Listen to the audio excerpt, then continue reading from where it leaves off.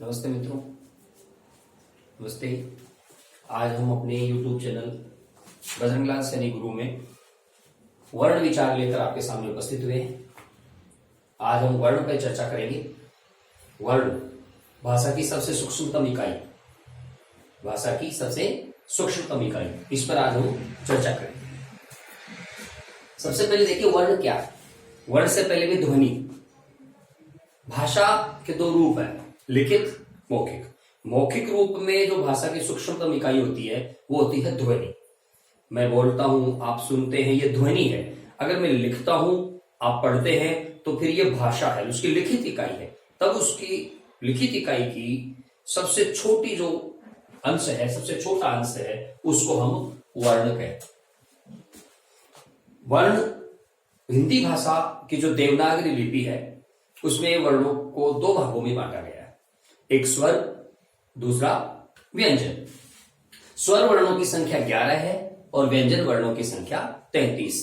इस प्रकार हिंदी भाषा की देवनागरी लिपि में मूल वर्णों की संख्या 44 है। ध्यान से समझिएगा, मूल वर्णों की संख्या 44 है, कुल की नहीं। कुल वर्णों में कुछ वर्ण और मिल जाते हैं और कुल वर्णों की संख्या 52 हो जाती है। तो सबसे पहले बात करते हैं वर्णों की। भाषा की सबसे सूक्ष्मतम इकाई को हम वर्ण कहते हैं और ये वर्ण दो प्रकार के हैं, एक स्वर वर्ण जिनकी संख्या 11 है और एक व्यंजन वर्ण जिनकी संख्या 33 है। हिंदी भाषा में कुल वर्णों की जब हम बात करें तब उनकी संख्या हो जाती है 52। अब ये 52 कैसे है? सबसे पहले तो हम 11 स्वर की बात करेंगे। 11 स्वर ए, आ, ई, उ, री, ए, ऐ, ओ, औ, ये 11 स्वर। इसके बाद आते हैं हम व्यंजन 33। इसमें 25 स्पर्श व्यंजन है, कै वर्ग, च वर्ग, ट वर्ग, त वर्ग, पै वर्ग। 5 वर्ग यानी 25 वर्गीय व्यंजन, 4 अंतस्थ और 4 ऊष्म, ये 33 की संख्या होती है। तो भाषा में मूल वर्णों की जब बात की जाए तब मूल वर्ण 44 माने गए। इनके बाद 4 संयुक्ताक्षर जिनको लिपि में शामिल किया गया है। संयुक्ताक्षर में क्ष, त्र, ज, श, ये 4 संयुक्ताक्षर हैं। इन 4 संयुक्ताक्षर के बाद 2 उत्क्षिप्त वर्ण, उत्क्षिप्त वर्ण को ताड़नजात वर्ण भी कहते हैं, द्विस्पृष्ट वर्ण भी कहते हैं और विकसित व्यंजन ध्वनियां भी कहते हैं। ये संख्या में 2 हैं, एक ढ़। इनसे किसी शब्द की शुरुआत नहीं होती है, इनकी एक सबसे बड़ी विशेषता, इनसे किसी भी शब्द का आरंभ नहीं होता।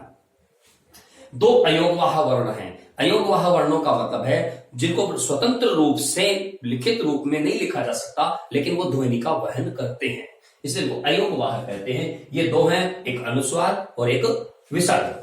तो इस प्रकार 11, 33, 44, 4 संयुक्ताक्षर 48, 2 उत्क्षिप्त वर्ण 50 और 2 अयोगवाह वर्ण 52। तो भाषा में, हिंदी भाषा में कुल वर्णों की संख्या पूछी जाए तो हम 52 बताएंगे, मूल वर्णों की संख्या पूछी जाए तो हम 44 बताएंगे। तो ये तो थी वर्णों का सामान्य सा परिचय। अब हमने एक संयुक्त अक्षर के देखे 4 हैं। ये 4 संयुक्त अक्षर हैं क्ष, त्र, ज, श्र, ये संयुक्त अक्षर है। इन संयुक्त अक्षरों को जब हम तोड़ते हैं तो ये पृथक पृथक इस प्रकार से सामने हमारे आते हैं। क्ष, क और श षटकोण वाली श से मिलकर बना है। त्र, त, र से मिलकर बना है। ज, ज और य से मिलकर बना है। श्र, श, र, अ से मिलकर बना है। तो मित्रों, देवनागरी लिपि में बहुत सारे संयुक्त वर्ण प्रचलन में है, लेकिन संयुक्ताक्षर के रूप में जिनको मान्यता मिली हुई है वो ये 4 हैं। इनके अलावा जैसे क्र, प्र, ग्र, ज, ऐसे बहुत सारे हैं, द्व, ध, छ, लेकिन ये संयुक्ताक्षर नहीं है। इनको संयुक्त वर्ण की संज्ञा दी गई है, संयुक्ताक्षर की नहीं, इसलिए इनका उल्लेख हम यहां पर नहीं करेंगे। तो ये 4 संयुक्ताक्षर है, क्ष, त्र, ज और श। इन चारों का निर्माण किनसे मिलकर हुआ है ये हमें स्मरण रहना चाहिए, क्योंकि जब शब्दकोश की बात आती है, शब्दकोश में शब्द छांटने होते हैं, तब हम क्ष को यर लव श श स ह के बाद ढूंढें तो हमसे बहुत बड़ी गलती हो सकती है। क्ष कैसे बना है, तो हमें इसको क से बनने वाले शब्दों की सूची में ढूंढना होता है। ऐसे ही त्र त वाले शब्दों की सूची में, ज जय वाले शब्दों की सूची में, श्र श वाले शब्दों की सूची में हमें देखने को मिलेगा। अगर हम इसमें संयुक्त वर्ण के हिसाब से अंत में जाने की कोशिश करेंगे तो हम गलती कर बैठेंगे। इसलिए इनका ये स्ट्रक्चर, इनका ये निर्माण आप स्मरण रखिएगा। ये 4 संयुक्ताक्षर हैं। तो 52 वर्ण के बाद हम चर्चा करेंगे केवल स्वर वर्ण की। आज हम चर्चा करेंगे केवल स्वर वर्ण की, क्योंकि वर्ण बहुत लंबा विषय है। स्वर वर्ण, स्वर किसे कहते हैं? तो स्वर शब्द की जब हम इसका अलग अलग भाग देखते हैं, स्व अ, स्वतंत्र रूप से उच्चरित होने वाली ध्वनि को स्वर वर्ण कहते हैं। स्वतंत्र रूप से उच्चरित होने वाली ध्वनि स्वर कहलाती है, इसलिए इसको स्वतंत्र ध्वनि भी कहते हैं। स्वतंत्र रूप से उच्चरित, ध्यान दीजिएगा, स्वतंत्र रूप से उच्चरित ध्वनि, ये इसकी विशेषता है। इसका उच्चारण स्वतंत्र रूप से होता है, किसी की सहायता के बिना, अंदर से, बिना किसी संघर्ष के, बिना किसी संघर्ष के का स्वतंत्र रूप से उच्चारण होता है, इसलिए ये स्वर कहलाते हैं। इनकी संख्या 11 है, जो हम पहले चर्चा कर चुके हैं। 11 में इनका निर्माण कैसे हुआ? इनका निर्माण कैसे हुआ? देखिए, स्वर जब वो कहते हैं कि एक बार पाणिनि जी कहीं से जा रहे थे, उन्होंने जंगल में भगवान शंकर का नटराज नृत्य, जो नटराज थे उन्होंने नृत्य देखा, डमरू बजा रहे थे, डमरू से आवाजें निकल रही थी। उन आवाजों से उन्होंने 14 माहेश्वर सूत्रों की रचना की। ऐ उन रील रिक ए ओम ऐ औष हय वरट लण यम गण नम झभय गण धस जभ गण दस ख प छ ठ थ चट तौ कपय श सर हल, 14 माहेश्वर सूत्रों की रचना की। उनमें सबसे पहले स्वर आते हैं। सबसे पहले क्या आते हैं? स्वर आते हैं। अब हम इन स्वरों को यूं समझ सकते हैं कि हिंदी जो वर्णमाला है उसमें 4 मूल स्वर कहलाते हैं। इनको मूल स्वर भी कहते हैं, इनको ह्रस्व स्वर भी कहते हैं, एकमात्रिक स्वर भी कहते हैं, आदि स्वर भी कहते हैं, प्राकृतिक स्वर भी कहते हैं, प्राकृत स्वर भी कहते हैं, प्रकृति स्वर भी कहते हैं। तो ये 4 हैं। इन 4 से ये 4 कहलाते हैं मूल या आदि स्वर। इन 4 से ही बाकी स्वरों का निर्माण हुआ है। कैसे हुआ है ये हम थोड़ा सा चार्ट के माध्यम से समझने की चेष्टा करेंगे। सबसे पहले समान, जब 2 समान स्वर मिलते हैं तो उससे बड़े स्वर यानी दीर्घ स्वर का निर्माण होता है।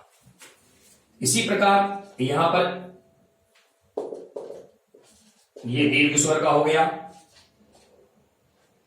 इसमें इस दीर्घ स्वर का हो गया। री का दीर्घ हिंदी में प्रचलन में नहीं है। री के दीर्घ का हिंदी में कोई प्रचलन नहीं है, बल्कि इसका केवल ह्रस्व रूप हिंदी में प्रचलित है, इसलिए हम इसका उल्लेख नहीं करेंगे। अब हमारे पास 4 और 3 नए स्वर, 7 स्वर हो चुके हैं।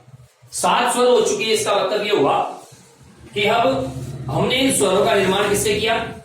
संधि से किया। तो इनको हम क्या कह देंगे? संधि स्वर। संधि स्वर में किससे किया? दीर्घ रूप में, तो ये कहलाएंगे दीर्घ स्वर।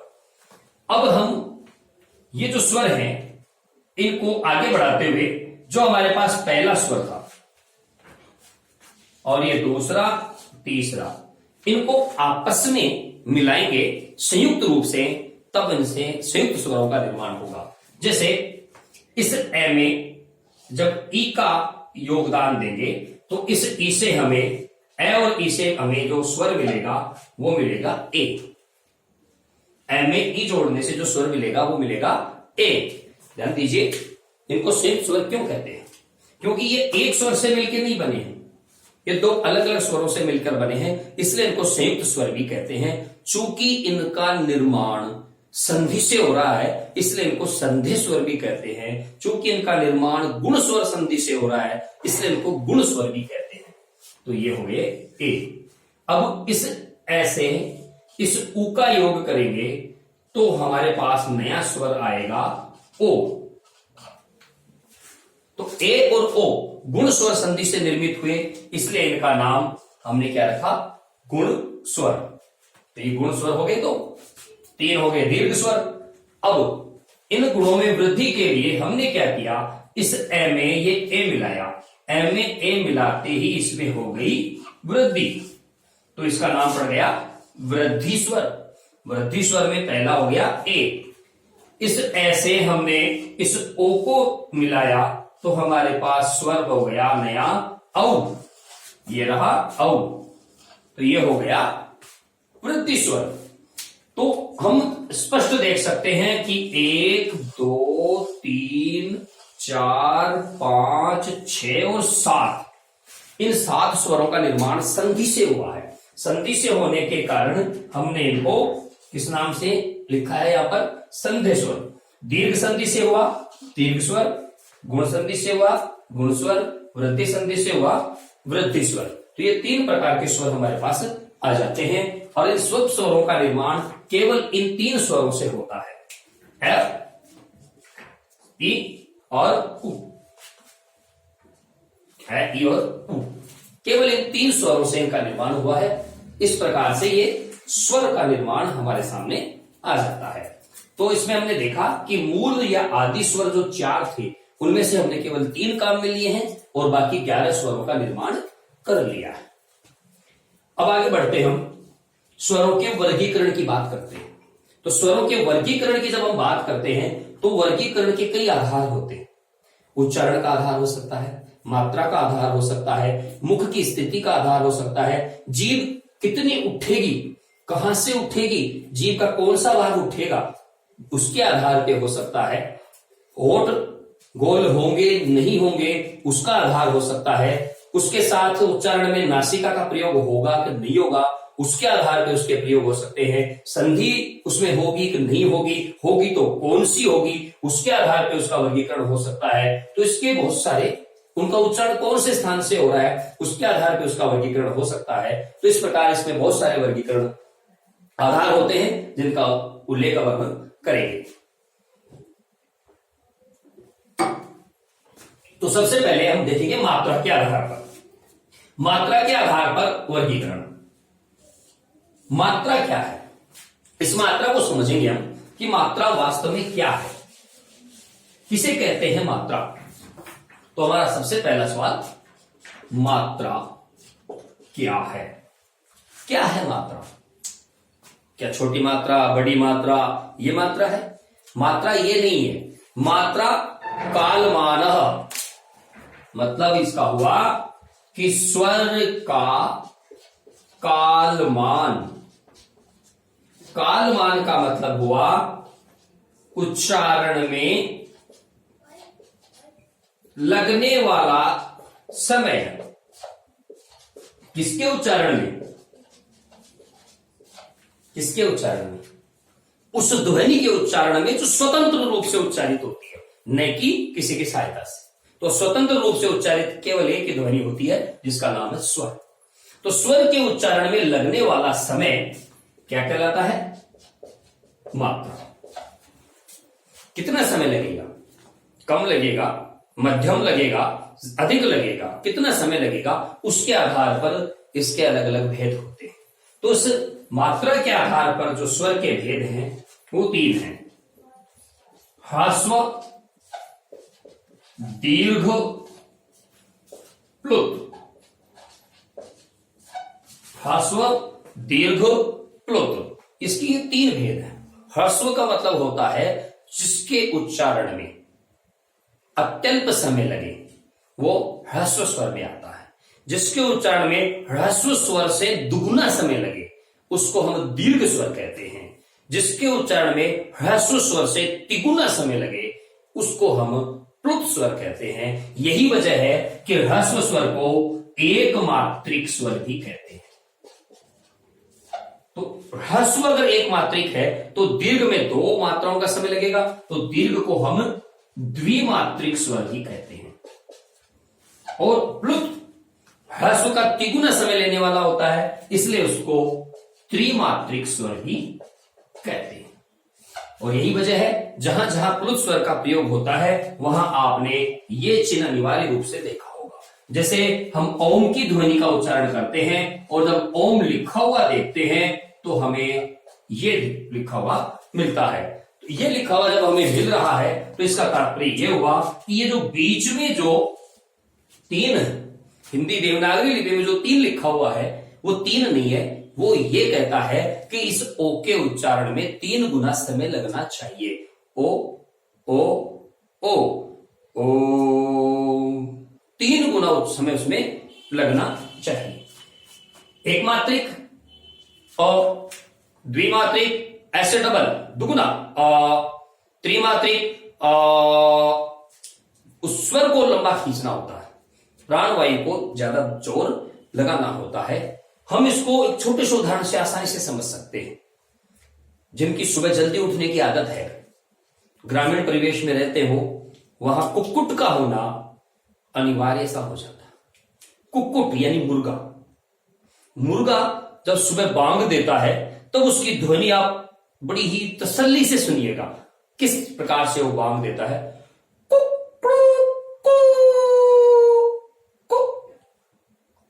ह्रस्व स्वर, दीर्घ स्वर, प्लुत स्वर। उसकी कुकड़ू कु में तीनों स्वर है। उकालो ह्रस्व दीर्घ प्लुतः, कुक्कुट के ऊ के काल में ह्रस्व दीर्घ और प्लुत तीनों स्वरों के दर्शन हमें प्रकृति से हो जाते हैं। प्रकृति हमें बहुत कुछ सिखाती है। तो ह्रस्व स्वर की जब बात करते हैं एक मात्रिक, तो इसमें आते हैं अ, ई, उ और री, जो हमने यहां पर लिख भी रखे हैं। ये जब द्विमात्रिक की बात आती है तो उनको कहते हैं दीर्घ। दीर्घ में शेष, शेष का मतलब ये हो गया कि 11 में से हमने 4 निकाल दिए, अब बच गए 7। कौन कौन से, आ, ई, उ, ए, आई, ओ, औ, ये हो जाते हैं 7। ये कहलाएंगे दीर्घ या द्विमात्रिक स्वर। फिर त्रिमात्रिक कौन से हैं, ये तो 11 पूरे हो गए। त्रिमात्रिक इनमें से कोई सा भी हो सकता है, जिसके उच्चारण में हम 3 स्वरों जितना, 3 मात्राओं जितना समय लगाएंगे वो त्रिमात्रिक कहलाएगा। वो त्रिमात्रिक कहलाएगा। जैसे हमने नाटक वगैरह हम पढ़ते हैं तो वहां पर कोई चीखता है, तब जब वो चीखता है तो उसके सामने, अपने हमारे सामने एक ऐसी ध्वनि आती है जैसे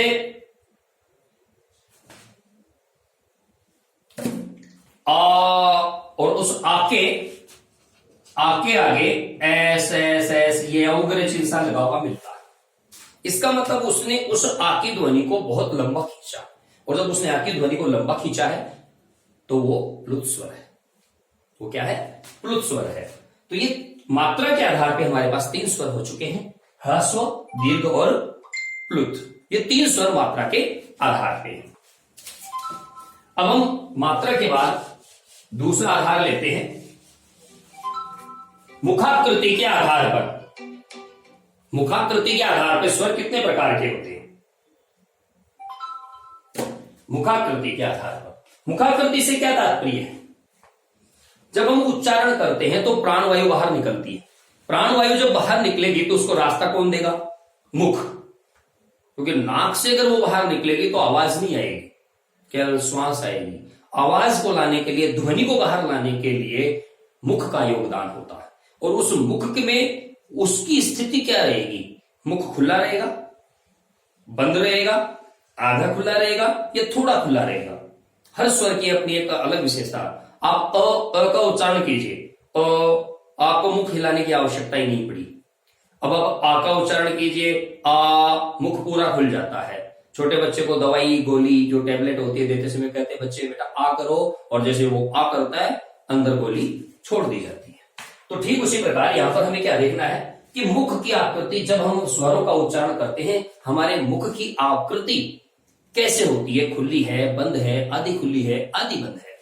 तो सबसे पहले हम इसको 4 भागों में बांटते हैं। समृद्ध, मुख की आकृति के आधार पर समृद्ध स्वर। तो समृद्ध स्वर का मतलब होता है बंद। समृद्ध का शाब्दिक अर्थ क्या होता है? बंद। बंद का मतलब यह नहीं है कि मुख पूरा बंद है।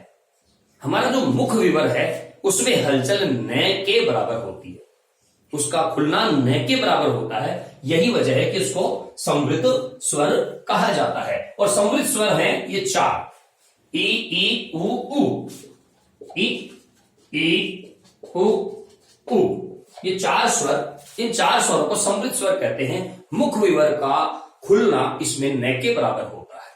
दूसरा है अर्ध समृद्ध। अर्ध समृद्ध, अब थोड़ा सा रटने की जगह ध्यान देने की कोशिश करेंगे। समृद्ध में क्या है? ई और उ। क्या है? ई और उ। तो अर्ध समृद्ध में क्या होगा? थोड़ा सा बढ़ेगा। इसका मतलब है उनसे बनने वाला कोई स्वर। तो अर्ध समृद्ध में उनसे बनने वाला स्वर कौन सा हुआ? ई से बनता है ए और उ से बनता है ओ। ये अर्ध समृद्ध हो गए। समृद्ध में ई और उ है, ह्रस्व दीर्घ दोनों। तो अर्ध समृद्ध में मतलब मुख थोड़ा सा खुलेगा। तो थोड़ा सा किससे खुलेगा? इनसे बनने वाले दीर्घ स्वरों से। तो इनसे बनने वाले दीर्घ स्वर ए और औ 2 हुए, तो ये कहलाएंगे अर्ध समृद्ध। इनकी संख्या 2, समृद्ध की संख्या 4। तो समृद्ध का मतलब बंद और अर्ध समृद्ध का मतलब है थोड़ा खुला, हल्का सा खुलता है मुख जब हम इनका उच्चारण करते हैं। अर्ध समृद्ध के बाद में आता है विवृत। विवृत का मतलब होता है खुला। जब हम इसका उच्चारण करते हैं तो मुख पूरा खुल जाता है। जब ऐसा उच्चारण करते हैं तो मुख पूरा खुल जाता है और इसलिए विवृत स्वर केवल आ, क्योंकि इसके उच्चारण में हमारा मुख पूरा खुल जाता है। यह रहा विवृत स्वर आ। विवृत के बाद आता है अर्धविवृत। अर्धविवृत का मतलब है, अब आप इसको समझिए, जैसे समृद्ध से अर्ध समृद्ध बना वैसे विवृत से अर्धविवृत। अर्धविवृत का मतलब है कि इन अर्ध समृद्ध और विवृत के बीच की स्थिति है अर्धविवृत। तो ये जो जिससे बने हैं, एक तो ये है और इसमें किसका योगदान था इनके अलावा? तो ई में ए मिलने से, ए में ई मिलने से तो ए बना, तो वो अर्धविवृत में आ जाएगा अ। और इनसे बनने वाले वृद्धि स्वर, तो ये हो जाएंगे 3, ये हो गया 1, 3 और 1 4, 2 6, 6 और 4 10। अब आप इसमें देखिए कहीं पर भी री नहीं है, कहीं पर भी आपको री नहीं मिलेगा। री क्यों नहीं मिलेगा? वो इसलिए नहीं मिलेगा क्योंकि री शुद्धारण के रूप में शुद्ध स्वर नहीं है। लेखन के रूप में शुद्ध स्वर है, लेकिन उच्चारण के रूप में वो एक शुद्ध स्वर नहीं रह गया है, इसलिए उसको सामान्यतः उच्चारण के वर्गीकरण में शामिल नहीं किया जाता। तो ये था मुख की आकृति के आधार पर। मुख बंद है, ई ई उ उ, थोड़ा सा मुख खुलेगा, ए ओ, मुख पूरा खुलेगा, अ, मुख आधा खुलेगा, तब अ आई औ, इन 3 का उच्चारण होगा। तो मुख की आकृति के आधार पर स्वरों के प्रकार है समृद्ध, अर्ध समृद्ध, विवृत और अर्धविवृत। मुख के अलावा जब हम स्वरों का उच्चारण करते हैं तो मुख में बहुत सारे प्रयत्न होते हैं, आभ्यंतर प्रयत्न भी होते हैं, बाह्य प्रयत्न भी होते हैं। तो उन प्रयत्नों में कुछ प्रयत्न क्या है? जैसे जिह्वा की स्थिति। जब हम किसी स्वर का उच्चारण करते हैं तो हमारी जिह्वा में मूवमेंट होती है, हलचल होती है। वो हलचल जिह्वा के अग्रभाग से हो रही है या जिह्वा के मध्य भाग से हो रही है या जिह्वा के पिछले भाग से हो रही है। उसके आधार पर हमें इन स्वरों को 3 भागों में बांटा है, अग्र, मध्य और पश्च स्वर। अग्र स्वर, अग्र स्वर का मतलब है कि जिह्वा का अग्रभाग उत्थापित होता है। जिह्वा का अग्रभाग उत्थापित होता है। जब हम इनका उच्चारण करते हैं तो जिह्वा का अग्रभाग हम उत्थापित होता है, मतलब हल्का सा मूवमेंट करता है, उठता है। तो ये इसमें कौन कौन से स्वर आ जाते हैं? ई ई ए आई, ई ई ए आई, ये इसमें आ जाते हैं। ये हो गया अग्रभाग, जिह्वा का अग्रभाग। हम इसको यूं समझ सकते हैं कि ये जिह्वा है। इधर हमने लिख दिया ई और यहां लिख दिया ई। ये इसका पश्च भाग है, ये इसका मध्य भाग है। इसको हम कहते हैं पश्च भाग, ये है मध्य भाग और ये है अग्रभाग। मध्य भाग में केवल ए, ध्यान दीजिएगा, विवृत केवल आ, मध्य भाग केवल अ, इस चीज का विशेष ध्यान रखिएगा। तो अग्रभाग में हमने रखा सॉरी ई और ई को, मध्य भाग में है अ। अब इस ए और ई से क्या बना? ए और ई से ए बना, यही बना गुण संधि से। ए और ए से क्या बना? ऐ बना। तो इसका मतलब हुआ कि ये जो चार स्वर हैं ये जिह्वा के अग्रभाग से उच्चारित होते हैं और मध्य भाग में केवल आ है। अब जो बच गया वो पीछे, तो पीछे क्या क्या बच गया? ऊ बच गया, ऊ बच गया, ओ बच गया और औ बच गया। री फिर नहीं आया। क्यों नहीं आया? क्योंकि री शुद्ध उच्चारण युक्त स्वर नहीं है। री का केवल लेखन शुद्ध है, उच्चारण शुद्ध न होने के कारण उच्चारण स्वर के रूप में वो समाप्त हो चुका। उसका उच्चारण हम री की तरह करते हैं। इस वजह से उच्चारण के मुखाकृति या जिह्वा की आकृति या इनके आधार पर उसका वर्गीकरण नहीं किया जाता। तो ये हो गई बात किसकी? जिह्वा की स्थिति। जिह्वा की स्थिति, उच्चारण करते समय जिह्वा का कौन सा भाग ऊपर उठेगा, उत्थापित होगा, अग्रभाग होगा, मध्य भाग होगा या पश्च भाग होगा, उसके आधार पर हमने ये तीन भाग इसके बनाए, अग्र, मध्य और पश्च। इसके पश्चात हम उच्चारण के आधार पर हम स्वर को समझने की चेष्टा करेंगे। उच्चारण के आधार पर देखिए, इसमें दो बिंदु हैं, उच्चारण के आधार या उच्चारण स्थान का आधार। दोनों चीजें अलग है। उच्चारण स्थान अलग चीज है और उच्चारण अलग चीज है। तो सबसे पहले हम बात करते हैं उच्चारण के आधार पर, यानी उच्चारण का आधार। अब उच्चारण देखिए दो जगह से होता है। मूल रूप से उच्चारण किया जाता है मुख से।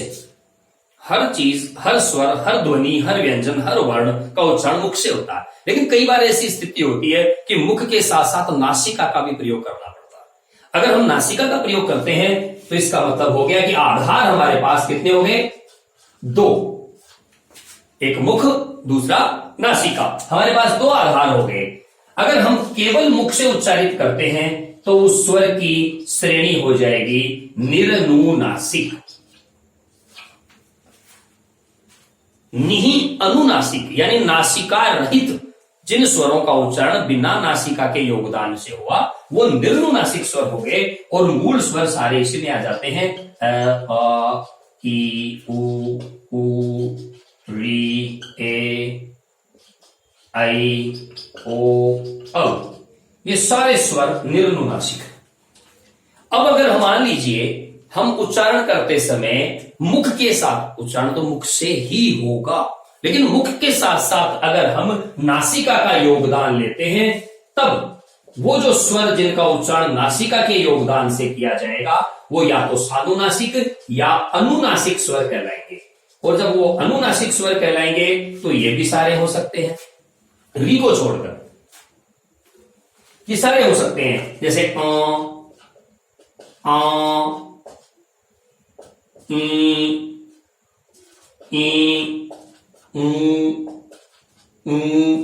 आदि, ये सारे हो सकते हैं। जैसे आंख, आंधी, आंत, सारे होंगे। निर्नुनासिक और सानुनासिक में इतना ही अंतर है कि सानुनासिक में उच्चारण करते समय नासिका का भी योगदान होगा और नासिका का जब योगदान होगा तब वो सानुनासिक स्वर कहलाएंगे और केवल मुख से उच्चारित होंगे तब वो निर्नुनासिक होंगे।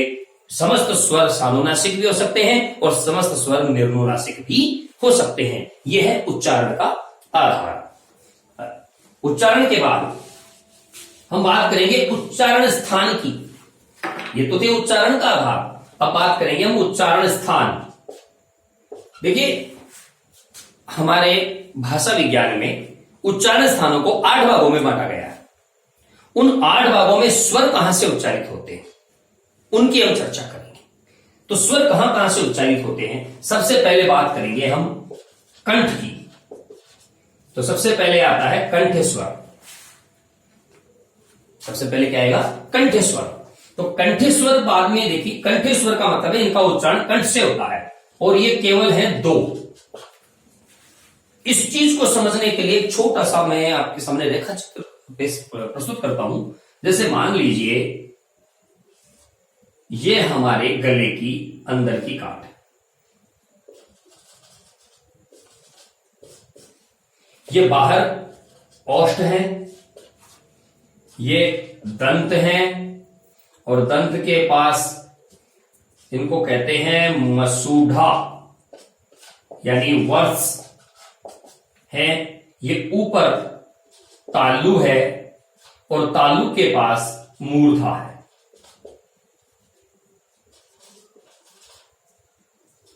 और ये कंठ है। तो इस प्रकार से हमारे ये मुख के अंदर को हम थोड़ा सा इसको समझ सकते हैं। अब सबसे पहले जो उच्चारण स्थान है वो है कंठ। कंठ के बाद ऊपर की ओर चलते हैं तो दूसरा उच्चारण स्थान है तालु, तीसरा है मूर्धा, चौथा है दंत, पांचवा है ओष्ठ। मुख्य ये 5 है। इसी क्रम में जब आप आगे बढ़ते हैं तो सबसे पहले कंठ होने के कारण क्या आता है, कंठस्वर आता है। कंठस्वर में सबसे पहले ए और आ, क्योंकि आ का निर्माण ऐसे ही हुआ है दीर्घ स्वर संधि के द्वारा। कंठस्वर होने के बाद हम इसको दूसरे उच्चारण स्थान की तरफ चलेंगे तो दूसरा स्थान उच्चारण स्थान है तालु यानी तालव्य स्वर। और तालव्य स्वर में ई, क्योंकि दीर्घ ई का निर्माण ह्रस्व ई में ह्रस्व ई जुड़ने से हुआ है। तीसरा है मूर्धन्य यानी मूर्धा, तो वो मूर्धन्य स्वर, मूर्धन्य स्वर केवल री है, ये इसका मूर्धन्य स्वर हो गया। फिर हम जब और बाहर की तरफ आते हैं तो दंते, दंते स्वर। तो दंते में आता है री, लेकिन री हमारे पाठ्यक्रम में नहीं है क्योंकि हिंदी में होता नहीं है। हिंदी में री नहीं होता है, संस्कृत में होता है, इसलिए ये नहीं रहेगा। फिर चौथे स्थान पर ओष्ठ, क्योंकि दंत हमारे पास रहा नहीं तो ओष्ठेश्वर क्या होगा, उ और उ, ये ओष्ठेश्वर हो गए। अब आप इस पे गौर देखिए, गौर से देखिएगा इसको। अ ई उ री 4 ह्रस्व स्वर हो गए, आ ई उ 3 दीर्घ स्वर हो गए। अब अपने पास संयुक्त स्वर बचे, उनके लिए क्या होगा, संयुक्त स्वर का मतलब ये हुआ कि वो 2 स्वरों से मिलकर बने हैं। तो जिन 2 स्वरों से मिलकर बने हैं वही उनका उच्चारण स्थान होगा। जैसे ए की बात करें तो एक कंठ और तालु से मिलकर बना है तो उसका उच्चारण स्थान हो जाएगा कंठ तालव्य, और इसमें आ जाएगा ए आई। क्यों, क्योंकि अ प्लस ई बराबर ए यानी कंठ, ई यानी तालु, तो दोनों मिलकर हो गए कंठ तालु। देवनागरी लिपि पूर्णतः वैज्ञानिक लिपि है, निराधार कोई भी चीज नहीं है। 6वें स्थान पे जब हम चलेंगे तो वो आएगा कंठ औष्ठ। कंठ औष्ठ है, कंठ यानी ए, औष्ठ यानी उ, ए और उ मिलकर बनेगा ओ, तो ये हो गया ओ और ये हो गया औ। तो ये उच्चारण स्थान के आधार पर हम इनको 6 भागों में अलग अलग बांट सकते हैं। कंठस्वर में ए और आ, तालव्य में ई, मूर्धन्य में री, औष्ठ्य में उ, कंठ तालव्य में ए ऐ और कंठोष्ठ में ओ औ। तो उच्चारण स्थान के आधार पर हम इनको इस प्रकार से 6 भागों में बांट देते हैं। इसके बाद जब हम आगे बढ़ते हैं तब अपने पास और भी बहुत सारे आधार हैं। अब अपना आधार है ओष्ठ की आकृति के आधार पर। जब हम स्वरों का उच्चारण करते हैं तब हमारे ओष्ठ यानी होठों की आकृति क्या होती है? क्या वो गोल हो जाते हैं या जो है जहां है जैसी स्थिति में रह जाते हैं उसके आधार पर ओष्ठ की आकृति, ओष्ठ की आकृति। अब ओष्ठ की आकृति जब ओष्ठ गोल हो जाते हैं तब उसको कहते हैं वर्तुल या वृत्तमुखी। ऐसे स्वर जिनके उच्चारण में हमारे होठ गोल हो जाते हो उसको गोल, वर्तुल या वृत्तमुखी स्वर कहते हैं। वृत्तमुखी स्वर। अब ऐसे कौन से हैं? आप उच्चारण ध्यान से देखिएगा मेरे होठों की तरफ। किन स्वरों के उच्चारण में होठ गोल होंगे? अ, ई, उ। तो सबसे पहले होठ गोल होते हैं उ। तो स्वाभाविक सी बात है दीर्घ में भी होंगे। और उसे बनने वाले दो अन्य स्वर ओ, औ, इनमें भी होठ गोल होंगे। तो ये चार हो गए गोलाकार वर्तुल या वृत्तमुखी स्वर। दूसरा अवृत्तमुखी स्वर। ऐसे स्वर जो वृत्तमुखी नहीं है, जिनके उच्चारण में होठ गोल नहीं होते हैं, तो इनके अलावा शेष सारे अवृत्तमुखी हैं, जिनमें आ जाएगा ए, आ, ई, री, ए, ऐ। ये सारे इसमें आ जाएंगे। तो होठ की आकृति के आधार पर स्वरों के केवल दो ही प्रकार हैं, गोलकाय, वर्तुल और वृत्तमुखी, अर्थात उ, ओ, औ जिन स्वरों के उच्चारण में होठ गोल हो जाते हैं। दूसरे हैं अवृत्तमुखी, जिनके उच्चारण में होठों की आवृत्ति में परिवर्तन नहीं होता, वो होते हैं अ, आ, ई, री, ए, ऐ। ये अवृत्तमुखी स्वर हैं। तो यह हो गया ओष्ठ की आकृति के आधार पर स्वरों का वर्गीकरण। और इसके बाद जो हमने रखा था संधे स्वर, ऐसे स्वर जिनका उच्चारण संधि की सहायता से हुआ है। संधे स्वर, संधे स्वर का मतलब होता है जिनका निर्माण संधि की सहायता से हुआ है। संधि की सहायता से निर्मित। तो संधि की सहायता से निर्मित की जब बात करते हैं तो आ, ई, उ ये दीर्घ संधि की सहायता से निर्मित है, इसलिए इनका नाम हो जाएगा दीर्घ स्वर, क्योंकि इनका निर्माण दीर्घ स्वर संधि से हुआ है, जो हमने स्वर शुरू करते समय आपको चार्ट बना के बताया था। दूसरा है ए, ओ, ये गुण स्वर संधि की सहायता से हुआ था इनका निर्माण, इसलिए इनका नाम हो गया गुण स्वर। तो ये हो गए गुण स्वर, क्योंकि इनका निर्माण गुण संधि से हुआ था। चौथे हैं तीसरे ऐ और औ, इनका निर्माण वृद्धि संधि की सहायता से हुआ था, इसलिए इनका नाम हो गया वृद्धि स्वर। तो इस प्रकार से हमने आज स्वर वर्ण के बारे में विस्तार से चर्चा करी है। स्वरों की संख्या 11 है, मात्रा के आधार पे 3 है, मुखाकृति के आधार पे 4 है, जिह्वा की स्थिति के आधार पे 3 है, उच्चारण के आधार पे 2 है, उच्चारण स्थान के आधार पर ये 1, 2, 3, 4, 5, 6 प्रकार के हो गए। ओष्ठाकृति के आधार पे केवल 2 प्रकार के हैं, वृत्तमुखी, अवृत्तमुखी। संधे स्वर 3 प्रकार के होते हैं, दीर्घ, गुण और वृद्धि। तो ये आज बस इतना ही। कल अगले वीडियो में हम व्यंजन के वर्गीकरण का वीडियो लेकर प्रस्तुत होंगे। तब तक के लिए नमस्कार। आप हमारे चैनल बजरंग लाल सैनी गुरु को सब्सक्राइब कीजिए, लाइक कीजिए, शेयर कीजिए और अधिकाधिक लाभ उठाइए। नमस्कार।